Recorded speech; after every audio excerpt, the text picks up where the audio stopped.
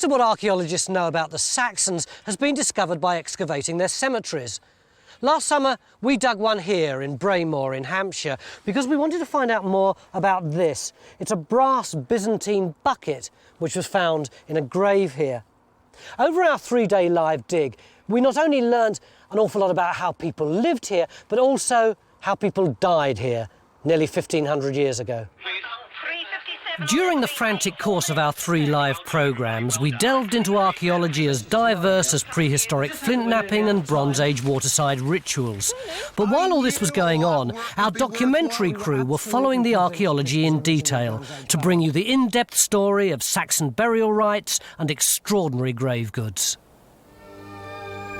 This mysterious 6th century tinned brass Byzantine bucket, only the 3rd ever found in Britain and one of only 11 in the world, is almost 2,000 miles away from where it was made in Antioch, now in modern-day Syria. So why was it buried in this idyllic part of Hampshire? Could it be a prized possession of a long-forgotten Saxon chieftain buried on a mound in this field? This has got to be the flattest, most unprepossessing field we've ever dug on. What about this big mound in front of us? I see no mound. I see this vague rise there's a great big round mound in front of us. Well, on this big round mound, is this where we found the bucket? Yeah, they found the bucket. Metal detectors found the bucket, but there's also been lots of other finds from here, and they're the sort of finds we'd expect to get with a cemetery. So, you know, that's what we think might be buried here.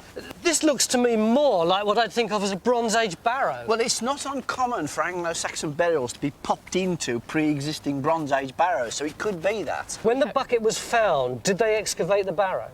No, they did a few times. Well, when the bucket was found, the metal detectorists just dug out the bucket, of course. But then, when it was recognised how important the bucket was, the archaeologists came in and did about 7 metre square test pits, just a few tiny pits. What we want to do is excavate a bit more and find out more about where the bucket came from, what was it in. A bit more. We've got 3 days. Does that mean that we can open up the whole barrow? Oh, no. I mean, I think we'll be, we'll be sampling the burials if they're there, and we'll probably have a look at a section across the barrow just to make sure there is a barrow, but we won't be able to do any more than that.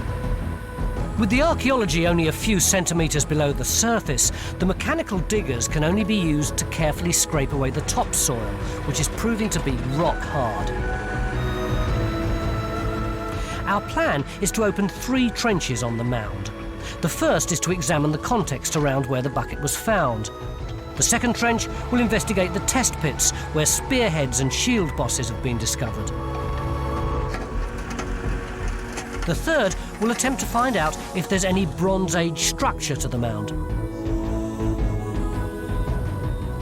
As the trenches are opened, geophys begin a magnetometer survey on the rest of the field, looking for anything that may indicate the layout and scale of the Saxon cemetery. We've got a problem with burials because you dig the grave, you put the body in, then you put the same material back, so there's no contrasts. But we will see the iron objects, and so we're going to grid out the whole area and we can map those, and then get the metal detector guys in.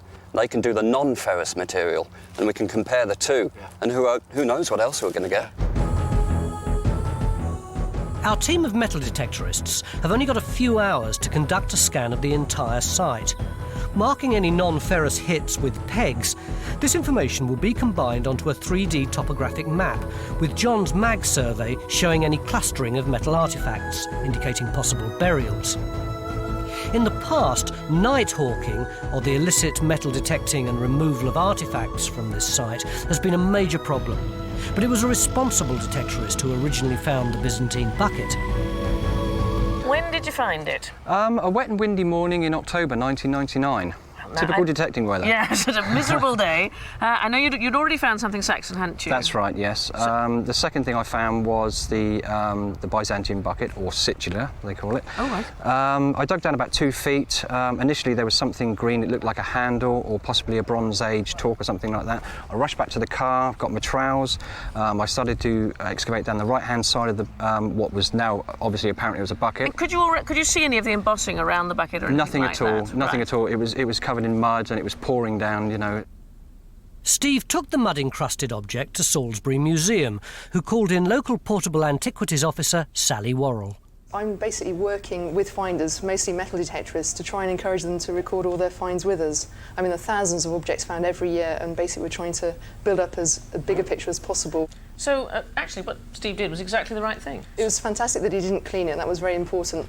And so it was really only at the point when the object was x-rayed that we began to sort of realise its importance. And its rarity. Absolutely, yeah. I mean, what we're trying to do is encourage cooperation between finders and archaeologists and museums. And Steve reported the find immediately, and this has led to further work and our understanding of this apparently really important site. At the other end of the field, Phil's opening a trench to try and find out the extent of the Saxon cemetery. To give him the best chance of finding the edge, he has a plan to excavate a 30-metre long trench. Is that non-ferrous? Back on the mound, Steve Bolger is busy helping Carenza scan her trench. And there seems to be no shortage of metal detector hits, blue for ferrous, possibly spearheads or knives, and green for non-ferrous, maybe brooches or buckles. The size of that is quite good for a shield boss. Can I just go over and see? Yeah, I mean, my span's 8 inches, so that's not bad for a shield boss with some maybe studs and things around it. And then, so you might be looking here at a grave with something non-ferrous there. Jenny's trench is at last starting to yield the first signs of archaeology, very degraded human bones. As well as finding out more about the people who were buried here, we've set Stuart the task of trying to find out where the Saxons lived. To a lot of people, that's just a mound in a field. To me, it's a mound in a landscape that's been evolving for thousands of years. I'm keen to find out why it was there, and more importantly, the people that are buried there, where did they live? And I'm using old maps, geological maps, air photographs to try and understand that. And have you come up with anything so far? Well, already very interesting things are emerging. We've got some old maps which show a very, very peculiar but interesting settlement pattern, and I think that's going to tell us something about where the settlement was that's associated with this cemetery. Over in Katie's trench, there seems to be little sign of any Bronze Age structure to the mound. We have been thinking, Francis, that originally this mound might have been a Bronze Age barrow. What do you reckon? Well, at first glance, it looks like one, a very big one. But there are things that aren't quite right. Like what? Well, I'm not happy about this being a Bronze Age barrow ditch, you know, the ditch that produced the stuff for the mound. It's not right. I'd expect layers of gravel in it and slipping off the mound, and there aren't any. But we've got Bronze Age finds, haven't we? Yeah, there's lots of Bronze Age find. These flints, I mean, they're all about sort of 2000, 2500 BC, but they're not the sort of things I'd expect to find in a barrow. I'd expect to find sort of juicy things like great big arrowheads and things in a barrow, but this looks like the sort of stuff you picked up off the kitchen floor. So are you saying that you think that this mound might be a natural feature that people have used over thousands of years, Yes. maybe, and the Saxons then decided to bury their people in it? Yes, that's the way it's looking. I won't swear to it, but that's how it looks right now, I think. Yeah. The human bones found earlier in Jenny's trench have now revealed themselves to be 2 individual skeletons, a rare example of a Saxon double burial. But you think, Andrew, that these 2 bodies went into one grave at the same time? Yeah, I do indeed. I mean, you very rarely find early Anglo-Saxon graves so close together as separate events. So, looking at the aspect of these, I mean, almost certainly you've got 2 people put into a grave at the same time. And is that just opportunism? Is it with 2 people happen to die on the same day, we'll dig one big hole rather than 2? Or is it that, you know, father and son, mother and daughter? It's a bit of a coincidence that they died on the same day, wouldn't So we're talking about some be. sort of episode where... Yeah, the one thing we've got to bear in mind at this period is sort of plagues, effectively. Right. And, you know, it's quite likely that you'll get close members of a family dying at a similar time. I sort of find that quite hard to actually accept, because normally you get plagues in the sense that we understand the word to be associated with people living in close proximity to one another, and where you've got problems of contaminated water supply and things like that. And with more rural dispersed settlement, it's actually quite unusual for infectious disease to be a major problem. So I think I would take issue with that a bit. Sure. I think the other thing that we automatically assume, because of what we do today, that you wouldn't have a grave left open. because we don't today. And that doesn't mean that in the past they would have automatically closed the grave up just because there was one body in it. And it could be that burial practice then was less particular than it is today. Because there are a number of burials known, aren't there, with fly puparia found in association with the corpses, and that suggests they're on display for some period of time. Carenza, this is the trench where the bucket was originally found, isn't it? That's right, and we now know exactly where it did come from. See that square in the middle of the trench there? Well, you just drew that, didn't you? Well, yes, but we've drawn it round a metre-square test pit that was dug around the Anglo-Saxon bucket. Any other finds? Well, the other stuff we found is all much earlier, which is quite interesting. See, we've had masses of this flint. See all this lovely, really black, shiny stuff? It's Bronze Age flint. And the fascinating thing is that it seems to all have come from one or two original bits of flint. Somebody has sat here making flint tools on this very spot in the Bronze Age. So even though the mound itself may not be Bronze Age, it looks like almost 4,000 years ago people were sitting here making flint tools. To try and find the extent of the cemetery, Phil seems to have gone a bit mad with the JCB. Phil, you have dug the biggest trench in the world here. Not much in it, I'm afraid. No. This is the main terrace gravel where we've got the cemetery. The important thing is we've not actually got any burials ourselves, so we must be outside the cemetery. Doesn't come this far. But have you found anything at all? We've got a small ditch there. Which has got some pot in it. All right, but this is not ancient. That's from Burwood, which is the local post-medieval factory around here. Right, and flint, of course, I had to have flint. Have that. And a bit of animal bone. Yeah, well, so I think we should shut this trench down. No. We haven't finished it yet. We must extend the trench through to the floodplain itself to get a transect right the way through, and we must know how old this ditch is. Okay. So, and do you think we might still find something? Oh, yeah. The position of Phil's trench on the edge of the floodplain is apparent when you see it superimposed on a topographic map of the site. Add to this the results of John's mag survey and the metal detector sweep, and we can see that all of the metal anomalies are concentrated in clusters on the mound. We're at the trench, which I think is the trench where all that ferrous information was coming up on the grid. That's right, we've surveyed the whole area and targeted this one. And how have we done, Carenza? Well, you know, I said earlier we had some metal finds possibly coming up that might help. Yeah. It's now turned up and it's fantastic. It's exactly what we wanted. It's the first Anglo-Saxon find for you here. And look at it. What is it? What is it? It's a spearhead. See it from the point there all the way down to the ferrule at the end where the wooden shaft would have gone into it. And the fascinating thing as well is it comes just about a foot from where that bucket turned up, so it looks as if it might be part of the same burial. That's all for this evening. Join us tomorrow at the same time for more trenches, more beautiful finds and the news from Time Team Live. So we ended the first day's live programme with the solitary spearhead. But that wasn't quite the full story. Everyone's packed up and gone home now. How's the day been for you? Well, I'm still worried about this trench. We had loads and loads of metal detector signals for copper alloy objects and they haven't been coming out. Actually, I'm wrong. Not everyone's gone home. There's Katie still ploughing a lonely furrow.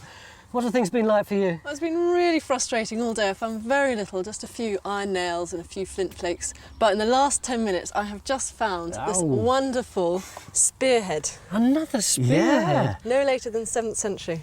So what does this tell us? Well, it's even more of a conundrum because that's iron and all these signals are copper alloy or bronze. What a puzzling day we've had. We've had grave cuts, we've started to come up with these fantastic grave goods, and there's still a long way to go. Join us after the break. Cross your fingers, tomorrow we'll get even more good finds.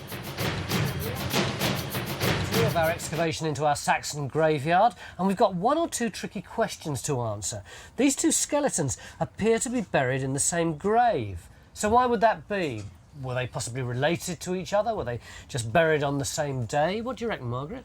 Well, it's very, very difficult to be sure. There are various possibilities, and one of the ones that we've seen on other Anglo-Saxon cemeteries is that graves appear to have been left open and then a second burial put in at some later stage. So what are we going to do with these chaps now? Well, firstly, this isn't a chap. This one we don't know, but this is definitely a woman. How do you know that? Because a part of the pelvis survived, which is clearly female. And were there any grave goods associated with this when it was originally dug up? Yeah, this one had a shield and there was a spearhead lying here. Why would a shield and a spear be associated with a woman when she was buried? Well, why not? Maybe she was a warrior. They had warriors who were women in Saxon times. Well, we don't know, but we do know that at the end of the Iron Age there were warriors in Britain. There was Boudica, there was Queen Cartumandua, and she was a warrior queen. So if this tradition survived before the Romans, maybe at the end of Roman influence you get the re-emergence of powerful warrior women. Yesterday's metal finds are now in the conservation lab. The spearhead from Katie's trench is first cleaned of all surface soil, showing the concave profile of the blade, a sure sign of 6th century workmanship. An X-ray of the same blade shows us the internal structure of the shaft socket, definite proof that it's Saxon. Back in Trench 2, even more metalwork's being uncovered, this time a shield boss placed on top of a skull. Once X-rayed, traces of rivets around the edge become apparent. Now, Ian, I know that this is the shield boss. This is what they've been finding out there. What's it made of? It's made of iron, and of course this is the only piece that survives, and with, of course, the rivets around there. The rest of the shield's made of wood covered with leather, and of course the other bit that survives is the iron hand grip that goes behind, held on with leather. This is a big thing to be buried with, yes, isn't it? Absolutely And massive. I mean, some of the weapons Yes, as and some well. of the weapons are big. Look at the spear. I mean, it's absolutely huge. Stands really tall. And of course, if you're a guy of high status, you'd be buried with a fabulous sword as well. So are these common things to be finding in graves? Yes, they are fairly common. Spears particularly, and then spears and shields are the next thing. And then finally, if you're really important, you have a spear, a shield and a sword. And what do they want them for? Why are they in the graves? It's how you arrive in the afterlife, maybe, or it's a question of just pure status. And as grave goods go, there could be no status higher than our Byzantine bucket. We've set craftsman Ray Walton the challenge of trying to make a replica bucket using a single sheet of brass and, where possible, authentic tools and techniques. The first stage is to mark out the bucket base on the brass disc. Then begins the first of many hammering processes to try and raise the bucket's sides. The skill in the hammering is to ensure that all of the blows are the same strength to prevent bumps and bulges. But all this hammering makes the metal brittle, so every few minutes the brass has to be gently heated, then quenched in water and pickled in vinegar. It's going to be a real race against time for Ray to finish.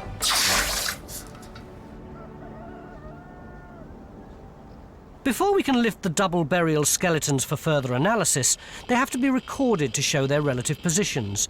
Best done in 3 dimensions, using some new technology. How does it work, your gadget? Well, basically it's a double triangulation. This emits a magnetic field in a sphere, and these 2 points allow you to track the position of the wand within the magnetic field so it knows where it is. And similarly, these 2 cameras see the laser stripe when it comes out the middle. Right. And that gives you your other triangulation, and it's the combination of those things that give you all the points on the surface just as you move the wand over it. So it's similar to what you might do with surveying on the ground, but in smaller scale with a lot more points. That's brilliant. You can even see its teeth and everything. It's going to be a few hours before all the data's processed to create the full 3D image. With the 3 trenches on the mound firmly placed inside the Saxon cemetery, it's Phil's Trench 4, the epic lonely furrow at the bottom of the field that doesn't seem to be producing any archaeology. Phil, all day yesterday you were here trying to see whether this trench had any relationship with the cemetery. Has it? Well, no, we've stripped out a large area of the gravel there and we've found no burials at all. We now know that the cemetery does not extend this far. We've also managed to pick up the edge of the floodplain, so we know that the area where the cemetery is has always been on a mound. It's always been on a spur of dry land. So was there any point in digging this trench in the first place? Yes, there was. The only way you can actually prove whether there's, in this case, the cemetery was there is to dig it. We've done it. There is no cemetery here. That shows us the extent of the cemetery. So we're going to close up this trench now? We're going to finish recording these ditches here, close the trench down, and then get everybody else up the top. With the double burial in Trench 2 now recorded, it's time for the delicate excavation of the bones. So, once all these bones have been taken out, what's going to happen to them? Well, we're going to take them down to the bone lab and very, very gently try and clean off the soil, and then have a good look at them to see if there's any pathology or healed trauma or anything like that, so that we can see if there are any diseases or sort of fractures or anything that can tell us anything about lifestyle, really. What's the quality of these bones like? Awful. Oh, really? In a nutshell. Awful. Why is that? It's the pH of the soil, which What's is that mean? the acidity. It's probably quite an acid soil. It's also this sort of alluvial sediments, sort of river valley floodplain sediments. They set like concrete in the summer, and then in the winter they're wet. So the bone's continually drying and wetting, and that doesn't do any good either.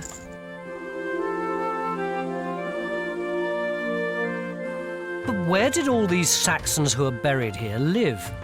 The landscape surrounding our site shows a continuity of use from the Stone Age through the medieval and Elizabethan periods to the present day.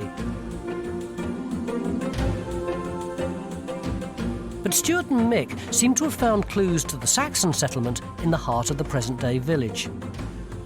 This looks to me, Stuart, like absolutely classic dispersed settlement. You know, you've got cottages all over the place, bits of green, lots of bits of woodland, and it's what you'd expect from a Saxon settlement pattern that's never got turned into a village. Funny you should say that. There's been a big field walking exercise over here, and in this field over here, which is beyond that big tree over yonder, there's been oodles of Saxon occupation debris, pottery, all that sort of stuff from in there, but from nowhere else. So that is strongly suggestive that that's the settlement, and that's where the people were likely to be buried.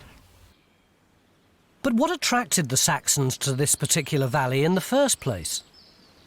I've had a look at the geological maps and the air photography and so on, and one thing is actually quite dramatic when you look at it. Oh, crikey. That's the river, the blue line, Yeah. and this lighter blue area is the floodplain, the area where historically the river would flood and the banks would overflow. So this is all wet down here. And what's quite significant about this site is a big gravel peninsula which sticks out into this valley floodplain. This sticks almost right across the valley, doesn't it? It's like a barrier, isn't it? Yeah. And our site sat right on it, so if you came from the south you'd see it, if you came from the north you'd see it. So any barrow or cemetery in that position would have been a highly visible and significant monument. So now we know why the Saxons settled here, but there's a huge amount of debate amongst historians as to who the Saxons really were. Warlike European invaders or indigenous Britons under new management? From the beginning of day one, we've been talking about Saxons and Anglo-Saxons, when according to the Venerable Bede, this entire area of Hampshire plus the Isle of Wight was occupied by a people called the Jutes, who originated from Jutland, now part of modern Denmark. And in fact, Sandy is in fact a Jute from Jutland. So how long were they here? Well, we think they arrived in the late 6th century and occupied the Isle of Wight and all this area, probably from the River Avon over virtually to Hayling Island. And that continued to be the case when our cemetery was in action, right the way up to 686. And in that year, there swept down from the north, from the Thames Valley, a tribe of Saxons under their king Cadwalla. And he conquered this area, committed genocide and even ethnic cleansing on the Isle of Wight. Do you buy all this? Do you buy this? Well, Robin's getting all this from Bede. Bede was writing in the early 8th century, and he's talking about the political realities of his own day. Now, this could have been, in the 8th century, this could have been a kingdom with memories of a Jutish king. But we're talking here about the ordinary people, the ordinary Anglo-Saxons, the ordinary whoever they called themselves. In answer to Helen, why the heck did they call the New Forest the Forest of the Jutes? Why was the Itchen the area of the Jutes? Well, I'll tell you I think I'll leave them to it. The Jutes are going to be fighting the Saxons for some time to come. Down at our cameo site, Ray's making good progress with his replica Byzantine bucket, even though at the moment it looks more like a fruit bowl. So is this the way we think it was made originally? Oh, I'm sure it probably was, yes. Yeah. I mean, you can see exactly the same techniques in modern times, you know, in China or in Turkey. Yeah. There are guys doing just this. So, I mean, I'm sure this is exactly how they did it. It's going to take 40 or 50 complete rotations of very accurate hammering and 40 or 50 heatings and quenchings to get the sides upright. That's before the thousands of punch-hole engravings and the tinning process. Back on the mound, Trench 1's beginning to look more like a maze. The various holes and levels inside the trench are an attempt to decipher the very complicated archaeology. Carenza, things got really good here last night, didn't they? Yeah, we had that beautiful Anglo-Saxon spearhead, and now we've had the other thing we really, really wanted, which is a grave cut, the actual edge of the grave that the body was placed into. It's turned up in the bottom of this test pit, which has gone down further than it had before, and you can see we've got the end of one long bone showing out of the section here, and then the edge of the grave cut is actually this contrast here between the darker fill and the lighter fill.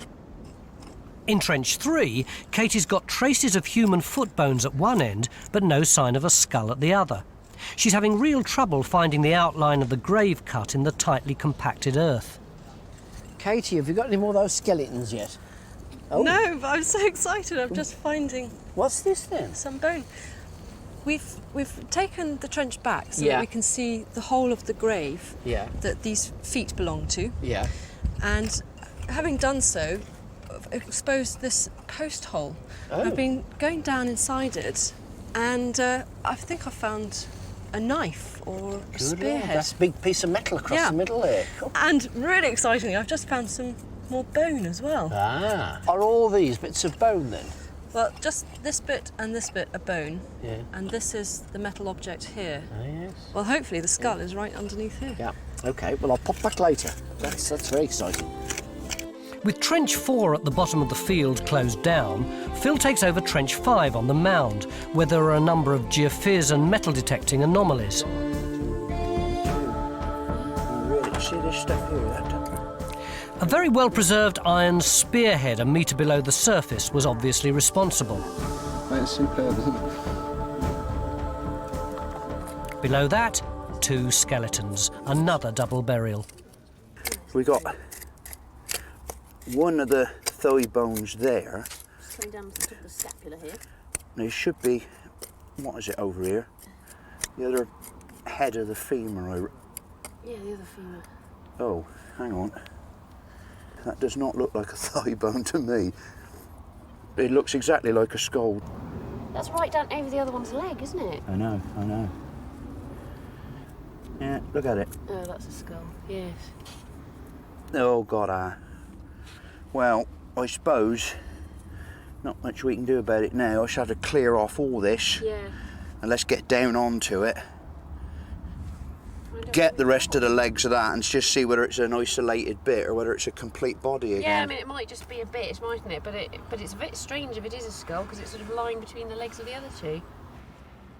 After an hour of careful excavation, the layout of the burial becomes apparent. They're 2 superbly preserved skeletons. They're so different from anything else we've had. Absolutely In terms wonderful. of the condition. This is obviously a big, hulky male. You know, look at that skull, great big brow ridges, really rugged, robust face, and the pelvis is an absolute classic male pelvis, very narrow, very high, android sort of shape. Yeah, no question at all about that one.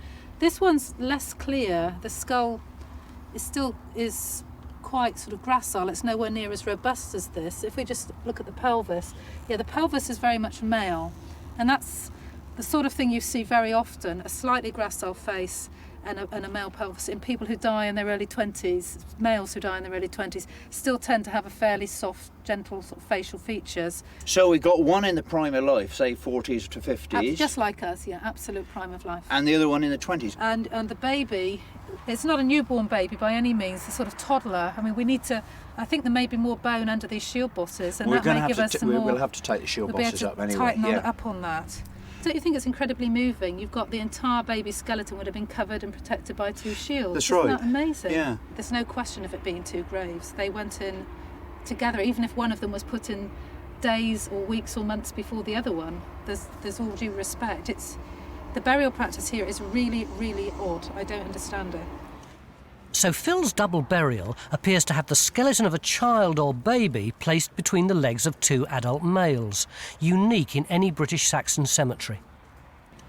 Well, I think that Katie looks like the cat who's got the cream, and I don't know what it is. Do you know what it is? You'll love it. All right, what is it, Katie? Look what we have found. It may be the rim of a bucket.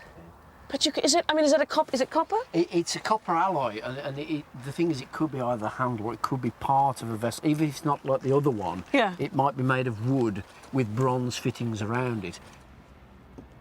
But we're going to have to wait until tomorrow to find out if Mick's right. Over in the Bone Lab, the analysis of the skulls from this morning's double burial in Trench 2 has also raised a few questions. Our supposed warrior woman turns out to be an elderly lady buried with an 8 to 10-year-old juvenile. Surely too old and young to be warriors. So why were they buried with weapons?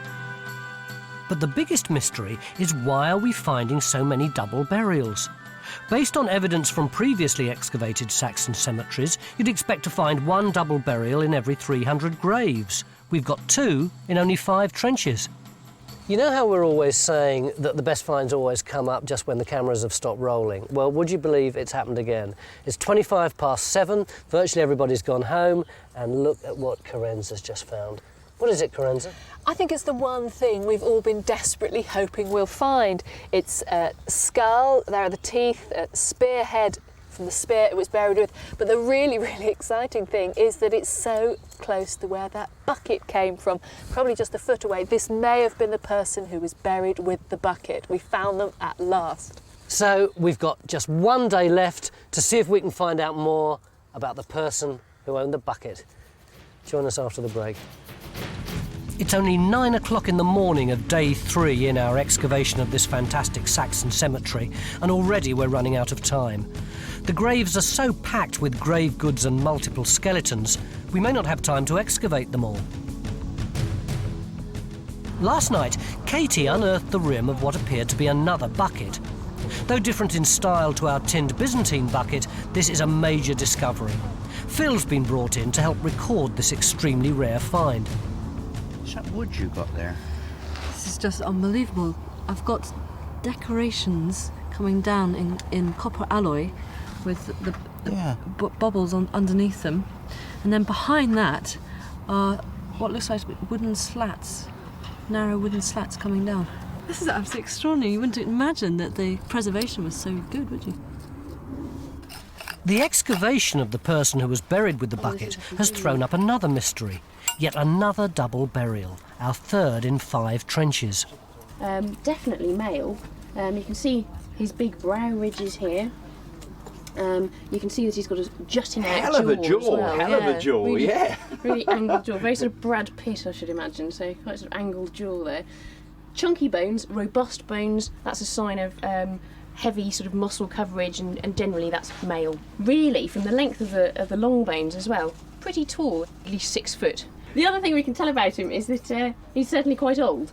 Very worn teeth. Even the incisors here are worn right down, and you've got the dentine, which is inside the tooth, exposed. Is that painful to him when he's eating? Not at all, no. As the dentine gets exposed, it hardens up, and it's quite a normal thing with ageing in archaeological skeletons. So if that's a male one, what do you think about this one? They're looking quite cosy. This one's lying on its side, sort of wrapped around the arms of this one. There's a little bit less of this one, isn't there? We seem to have lost a lot of the skull around there. Not so well preserved. Let's have a look at these teeth. Again, we're probably seeing quite a lot of wear on those molars there. Can have a better look at those when we get it out. So, again, we're probably looking at an adult. And these limb bones are quite slender, so it may be a female, but we really need to get hold of the pelvis to find out whether it really is. That's the best indicator of sex, so it may be a female. Last night over in Trench 1, Carenza thought she'd found the skull of the person buried with the Byzantine bucket. This morning we may need to have a rethink as to who was buried with what. Phil? Yeah? You know, this is the grave that we possibly had the bucket out of. We've certainly had 2 spearheads and a skull. We've got a bucket, another bucket. One? Yeah, look at that. You see, it starts there. The turquoise green of the copper alloy comes right round like that. It's a wooden bucket with a bronze skin or a copper skin on the top of it. Yes, that's what it looks like. Isn't that amazing? Yeah, well, this is bizarre because, I mean, we just got the site that's riddled with buckets because we got one over there. Hang on a minute, both of you. I think I've got another one over what? here. Another one? Good. That's exactly like the one in our trench. Oh, right, that's what That's the rim, yeah. It's exactly the same. Perhaps these sheathed wooden buckets have been made using local skills and materials as Saxon copies of the Byzantine bucket. It began in Byzantium and it ended up in southern England. How the heck did it get all that way? I think probably very slowly, because we think it didn't just start in Byzantium, it started in Antioch, which I can hardly reach. It's in Syria, 2,000 miles away. So somehow it made its way over to England, and we don't quite know how. It's probably through Byzantium, either across land or around the sea, and then from Byzantium it could have got here, it could have been swapped for something by somebody who lived here, and swapped again by somebody who lived here, and swapped again, etc., all the way up to England. But would there have been people in southern England who had the money to be able to buy something like that? Well, indeed. I mean, the status of the object itself tells us that you're looking at people who want to own these kinds of materials, and it indicates that there were almost certainly contacts either side of the channel with families of a similar social standing. So it could have been the brothers or cousins of people who were ruling this little area who swapped it? It could have been, indeed, yeah. As we've already established, the river was a key factor in the formation and development of the Saxon settlement. It would therefore seem logical that the river was also a major artery in transporting people and things from the coast to inland settlements. Look at this splendid array of stuff. Now, Jenny, you've got the traditional costume on there, but it isn't just functional, is it? No, it's very highly decorated. This sort of brooch used to pin at the shoulders, this style, or you might use an annular like this, or a saucer, or a disc brooch like these. Oh, beautiful things. But I mean, Angela, can these all be local? I have to say, I've never seen one of these in this area. No, they're not local, no. I mean, that's a cowrie shell. That's probably come all the way from the Red Sea. So we're talking long-distance movement of objects here. And what about all... I mean, there's lots of beautiful jewels. Yeah, we've got amber from the Baltic. Right. We've got an amethyst.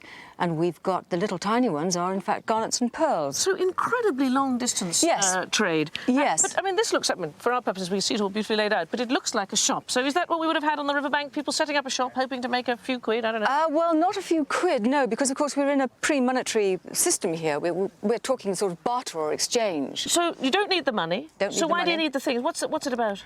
It's partly human sort of acquisitiveness of human nature. You see something, you want it. You know what it's like. We all do this. And the Anglo-Saxons, were probably exactly the same as us. But also these things are functional. Some are necessities. Brooches you have to hold your clothes together. So some foreigner comes along and goes, oh, you don't want to hold up your dress like that. I've got a much better way. Is that... Absolutely. That's the beginning of fashion. After the highly prized and decorated Byzantine bucket arrived at our settlement, a new fashion for buckets was obviously born here. We're trying to revive that by making our own bucket, though it still looks like a fruit bowl even after countless hammerings.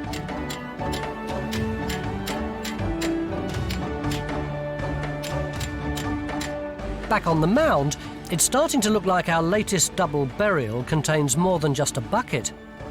It looks like there's enamel. That is really incredible. So how does that work as a buckle? If I take this one off... Yeah.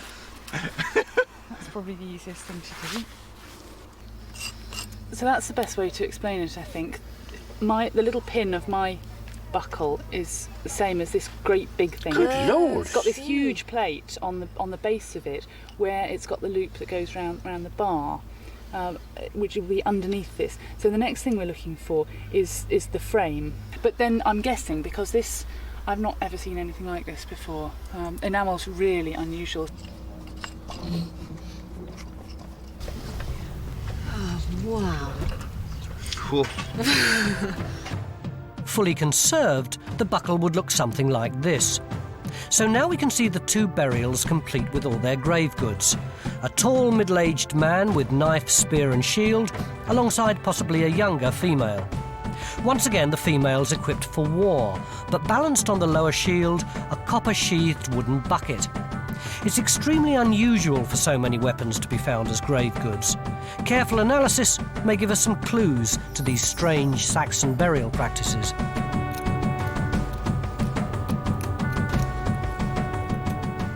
This is the spearhead from Trench 1. Oh, yeah. From near the bucket was found. And I'm looking at details, things in the corrosion that might tell us a bit more about the burial. My goodness, is that what I think it is? I think it's a fly pupae.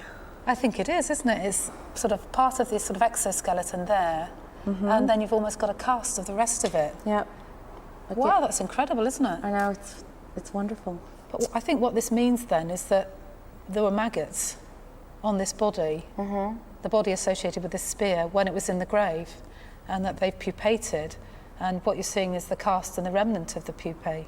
And now the spearhead wasn't found directly on the body, it was a bit of a distance away. In forensic cases, what you tend to see is if you discover a body, when you first reveal it, the maggots will actually go away from the body because they're looking for somewhere that's more suitable to pupate. And they don't seem to like to do that on the body if they don't have to. So they probably moved away within the confines of the burial environment and found somewhere to pupate. And what we're looking at really is what's left of that. Wow. It's time to catch up on the latest news from Bucket City. It's absolutely amazing, isn't it? You can see the copper alloy bands around it, decorative bands down 4 sides. Beautiful, beautiful object. Was there wood associated with that, or was it just metal? It's wood, yes. Look, I'll show you on the trench cam. Look, can you see in there? Yeah. The dark black is wood, and then the turquoise green is the copper alloy banding round it. But then we found another one. Look at this here. You see that? It's got a rim round the top, and then down the side. So that's got bands of bronze around it as well. You have had a good day, haven't you? What about the size of them? These two look pretty similar in size. Well, even more interesting, there's not just 2. We then found a third over here. All the same size? More or less, aren't they? They are more or less, but what's really interesting, that is 12 centimetres in diameter, that's 13, that's 14, so they could all have nested in each other, and the silver one from Antioch from the middle is just over 15. They'd all have fitted one inside the other. We can only speculate as to how these buckets were used in Saxon life and death rituals. Perhaps they were filled with food or drink for feasting at the funeral, or for the deceased person's journey to the afterlife. Future analysis of the material inside our excavated buckets may provide the answer. What kind of status do you think the people were who were buried here? Well, this is a stunning find. I mean, as a burial deposit, it can only really represent people who were regarded as tribal leaders. Oh. Corenta, how do you think all this worked then? Well, I think how we know that it's such an impressive burial is we think it's all part of one burial. It's incredibly symmetrical. That's what really screams at you. And those post holes look like they're part of a structure that might have gone over the top. Actually, a canopy? Yeah, a canopy or a chamber that perhaps people could have come and visited the graves as they were laid out there with all their glorious, perfect items, shields, spears. They've all got shields and spears, both the skeletons. One thing we do know for certain is that our Saxons from this part of Hampshire wouldn't have been able to read the inscription on our Byzantine bucket. Written in ancient Greek, it offers advice for the owner. Use this, lady, for many happy years. Ray's almost finished adding the inscription and hunting scenes to our now raised replica. Thousands of punch marks make up the intricate pattern. With only minutes to spare before the end of our live programme, it's dipped in molten tin to give the appearance of silver. It's this silver shine that gives us one last clue as to why they were important as grave goods. I think these showy, flashy items, if I was digging them up on a Bronze Age site, they'd be to impress the other people in my village, in my community. You're nodding like that. It's about the living as much as the dead. So it's not going to the afterlife then? No, it's display. It's what they want to communicate to the people who are coming to the funeral. So what does that say about the kind of funerals that they would have conducted? Well, that they would have been visible, laid out in the grave. They wouldn't have been in a coffin lowered in. They would have been there with their bucket here and their spear here, ready for everybody to come and see. And the people who came to see them would know what the bucket meant. You are pretty sure that they were laid open. This isn't just supposition. What about all the rest of the things that you said? How can you possibly know? Well, we don't know a lot of it. We don't know how much feasting there was, whether fires were lit, how far the relatives came from. We don't know masses of things, but we're putting together fragments of evidence to make a jigsaw puzzle. Like what? Well, fragments like a lot of buckets in one place, but perhaps a lot of blue beads in another cemetery. Can you tell from the way the objects are found in the ground now by the archaeologists about that sort of thing? Yeah, some people have spears with the head up here, some people have spears with the spearhead down at the feet. There's a lot of this patterning which you can only see the results of when you look at thousands of graves over hundreds of cemeteries. There's just so much to find out. It's very, very strange. These people, they've all got weapons. I've never heard of that before. This is something entirely different. That was the end of our third day, and we'd run out of time. So, with 5 wooden buckets and 10 skeletons still to excavate, welcome to day 4. The skeletons are finally giving us some tantalising clues about the relationship between the bodies in adjoining graves. One of the really interesting things about this one, though, Katie, is this line here. Can you see it? This sort of zigzaggy line. Yep. This is what we call a retained metopic suture. When babies are born, their skulls are in lots of different pieces which overlap during the birth process to allow birth.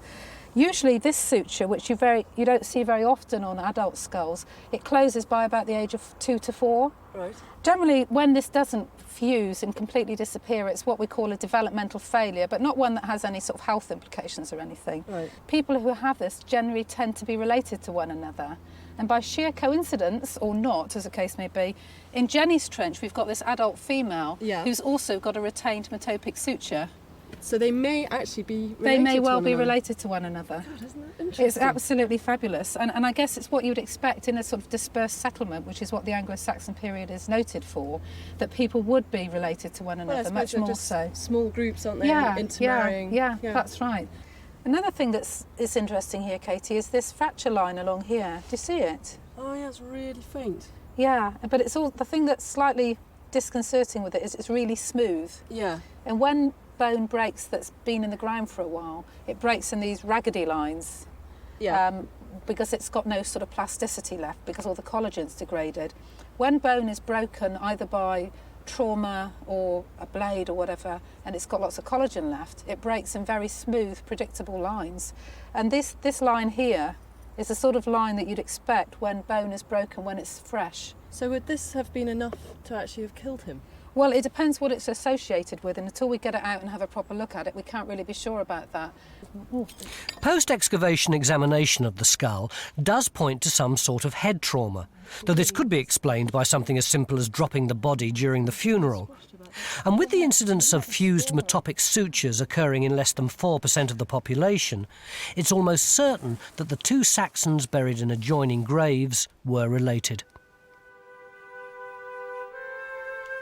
By dating the grave goods, we can conclude that our cemetery was in operation around 500 AD. By examining the bones and the density of burials, that it was an extended family group centred on the mound, and that the people who are buried here, though maybe not warriors, held weapons in high regard. But why they're buried in pairs with buckets will, for the time being, have to remain an enigma.